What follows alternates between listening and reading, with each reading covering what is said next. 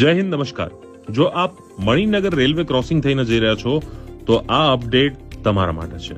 અમદાવાદ શહેરમાં ભારત સરકારના bullet train પ્રોજેક્ટનું બાંધકામ ચાલી રહેલું હોવાથી મણિનગર રેલવે ક્રોસિંગ ફાટક નહીં બંને બાજુ બંધ રહેનાર છે, જેમાં વૈકલ્પિક માર્ગ તરીકે કાંકરિયા શાહ આલમ જવાહર ચોક 4 રસ્તા તરફથી મણિનગર રેલવે ક્રોસિંગ તરફ આવતો ટ્રાફિક એલજી હોસ્પિટલ થઈ ઝઘડિયા બ્રિજ થઈ આવકાર હોલ થઈ આવતો ટ્રાફિક ગુરુજી બ્રિજ ઉપર થઈ ખોખરા 7 ડે સ્કૂલ હરિપુરા જશોદાનગર 4 રસ્તા હાટકેશ્વર તરફ જઈ શકશે, જેમાં 2 વ્હીલર અને 3 વ્હીલર દક્ષિણી અંદર પાસ થઈને જઈ શકશે।